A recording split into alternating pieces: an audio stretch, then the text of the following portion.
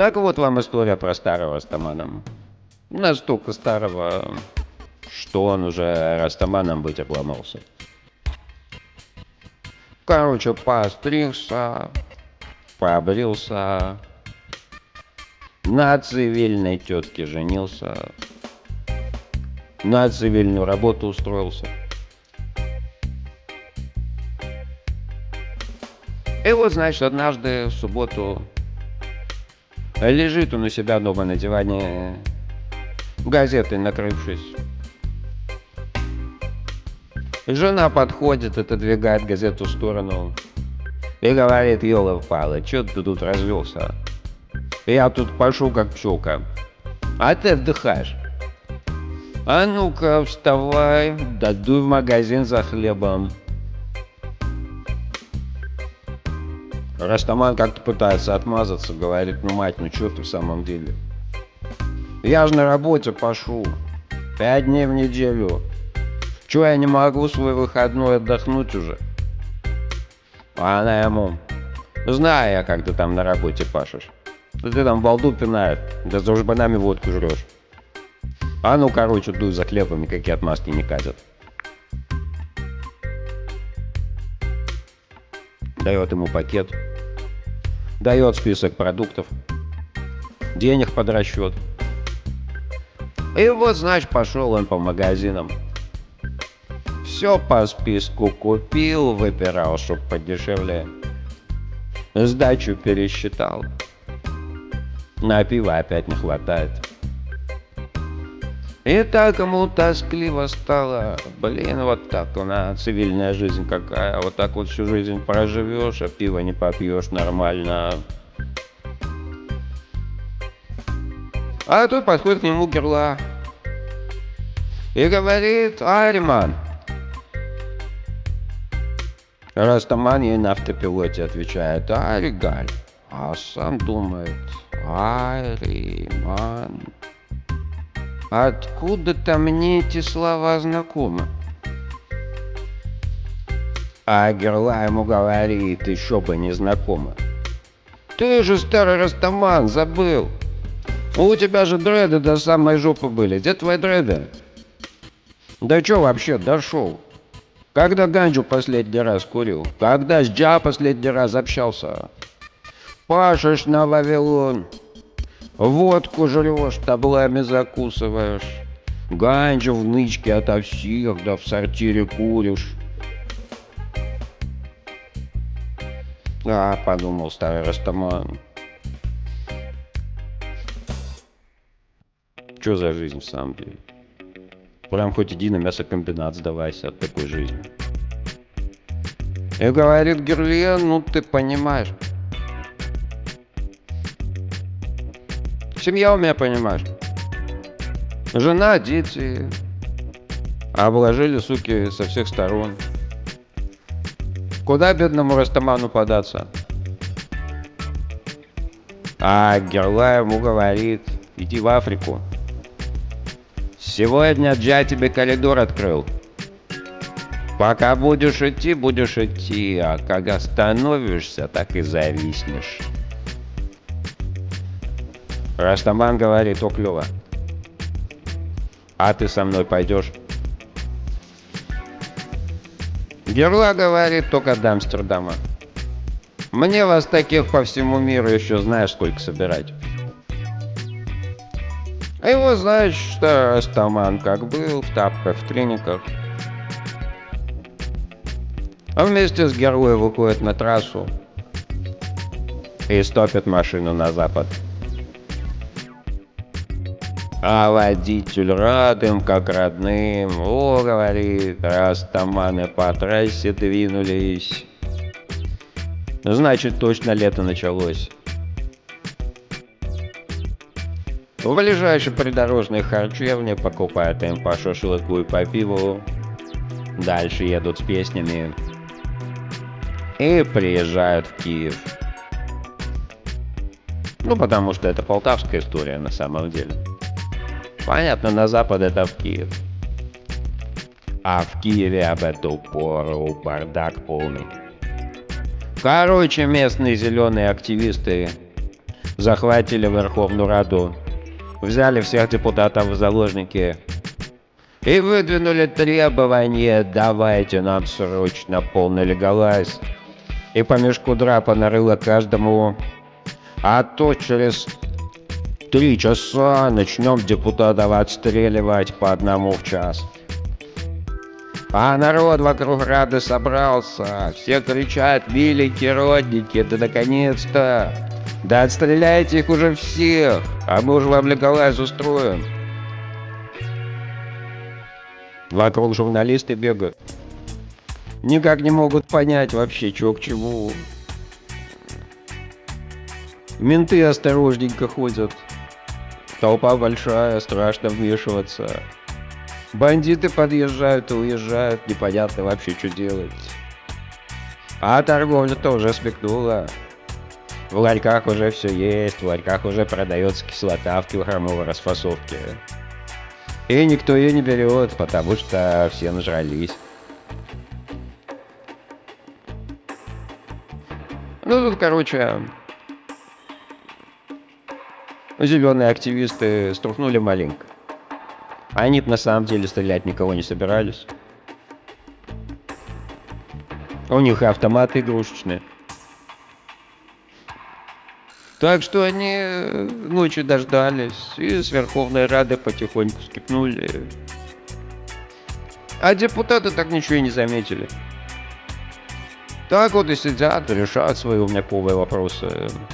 Вот так вот чуваков по-своему прет.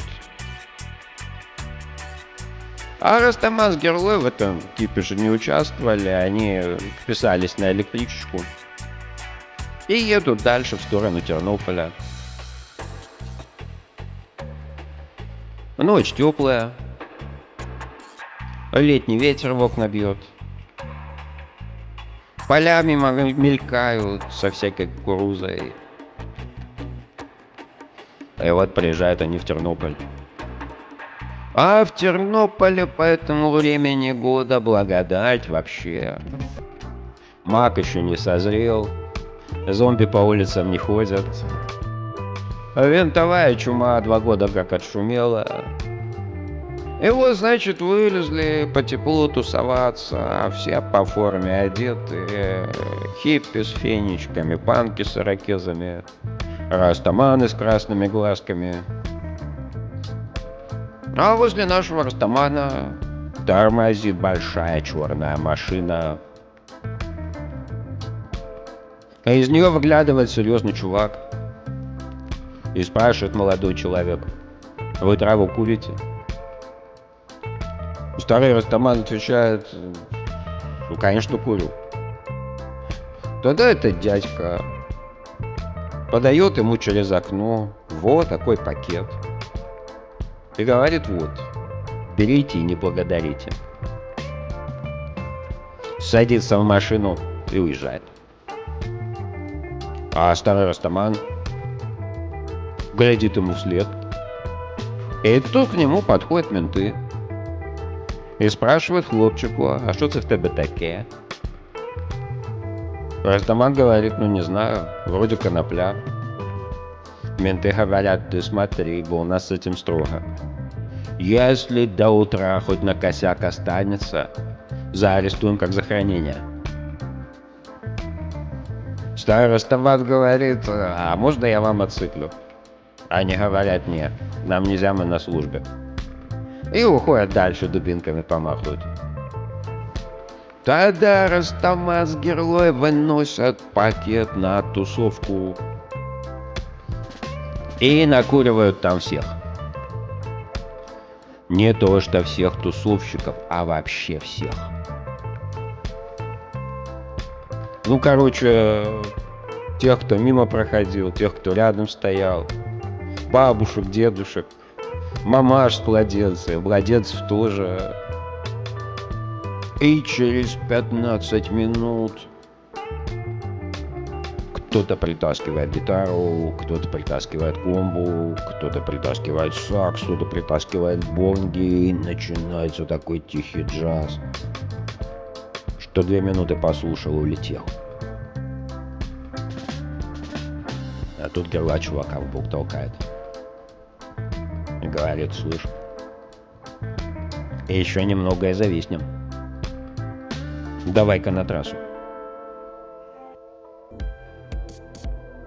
Ну, короче, да, выходят они на авиатрассу. И стопит самолет до Амстердама. А самолеты все мимо шуруют с отшибленной мордой. И у каждого на дверях табличка «Приказ пассажиров не брать».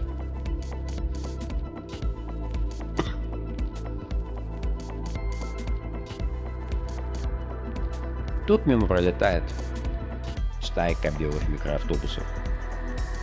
Задний тормозит. Спрашивает: вам куда?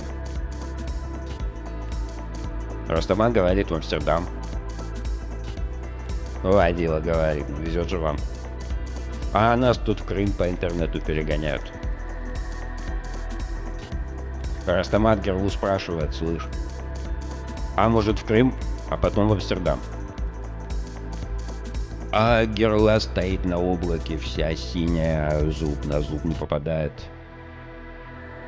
Только и может вымолвить: в Крым, в Крым.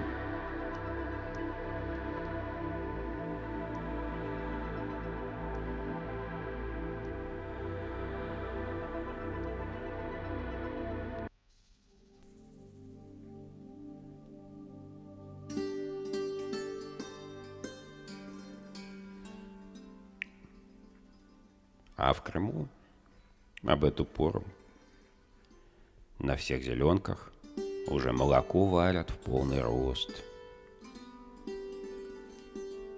Потому что по Запорожью, прямо на вокзале, прямо между путями такие заросли вымахали, что грех не обдербанить. Каждый день кто-то приезжает с полным рюкзаком лопухов. А менты забастовали, требуют задолженное жалование за 3 месяца. Пока жалование не выплатят, наркоманы ловить обламываются. А бандиты все ушли в горы с татарами воевать. И наступила в Крыму такая благодать, что даже Борис Борисович Гребенщиков в тот год поехал не в Непал, не в Таиланд, не в Гоа, а просто в Крым. По старой памяти, как простой волосатый инкогнито. Ходит там, сочинит, песенки поет про город золотой. А тут подходят к нему местные крутые и говорят: чувак, а залобай что-нибудь из гражданской обороны. И гребень, скрививший зверское лицо, начинает лупить по струнам и рыть: все идет по плану, все идет по плану. А крутые говорят: ну, чувак, ты в натуре реальный панк. И угощают гребня импортным пивом. А в это время Крым помаленьку отрывается от Украины и дрейфует в сторону Турции. Тут во всем мире начинается дикий кипиш. Москва гонит на Киев, Киев на Москву. А болгары потихоньку буксиры выслали, чтобы Крым к себе притянуть. А румыны их заговор разоблачили. Говорят: давайте притягивайте на границу, да поделим. А то всему миру про ваши происки расскажем. И только турки молчат себе, молчат. Ну, а чё им шуметь? Крым же к ним плывет, а не от них. И вот, значит, сели турки на бережку, закурили свой местный хашиш и глядят, как это к ним Крым подплывает. А он уже близко подплыл, и видно, что там на побережье делается. А там по побережью шляются какие-то уроды, голые, лохматые, глиной измазанные. Курят, бухают, матюкаются и на турецкий берег поглядывают. Чего бы там можно урвать? Турки думают, мама дорогая, только этого нам еще не хватало. Хватают длинные палки и начинают Крым от себя отталкивать. А тут подплывает доблестная черноморская эскадра и берет Крым на буксир. А он упирается и кричит: «Хочу в Африку, хочу в Африку». А ему говорят, раньше надо было думать. Так его назад и притянули. А Растаман с герой уже вписались на какой-то голландский сухогруз и шуруют прямиком в Голландию. Прямо до Амстердама.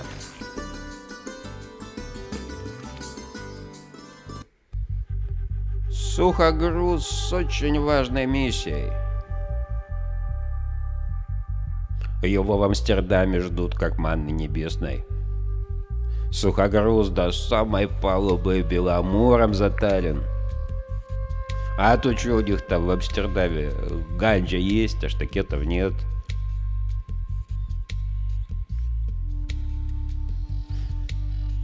Шурует он через все проливы на крейсерской скорости. Матросы только успевают косяки забивать. Чайки над головой мелькают, а облака пролетают, как промокашки. И вот приплывают они в Амстердам. А там уже Растамана, видимо-невидимо. Засквотили они большую площадь перед музеем мадам Тюссо и начали общаться. Такое общение у них пошло, что про Африку они как-то вот даже забыли. Вспомнили только, когда на них первые снежинки падать начали. Тут они сообразили, что зависли да затупили. Да провтыкали свою Африку. Ну, короче, написали коллективное письмо главному Растафари. Попросили, чтобы срочно выслал за ними черные корабли. Докурили свои последние пяточки и пообрубались. И снится им, что они уже в Африке. А она вся такая большая, бескрайняя. Над ней низкое небо из драгоценного дыма. И там на облаках зависает Джа. И говорит им Джа: ну ёлы-палы, я же вам говорил не тормозить. А вы затормозили. Ну что теперь, расходитесь по домам. Ждите следующего сезона. А Растаманы говорят: ты прости нас, Джа. Ну в натуре, ты же говорил не зависать, а мы зависли. Только мы же видим, что мы уже в Африке, да? Вот же она Африка, да? Так куда нам идти, если мы уже в Африке? Джа отвечает: это вам только снится, что вы в Африке. А на самом деле вы сейчас в Амстердаме на площади Дамрак. Некоторых уже снегом присыпало. Так что вставайте и шуруйте по домам, пока себе уши не отморозили. А Растаманы говорят: а зачем нам просыпаться?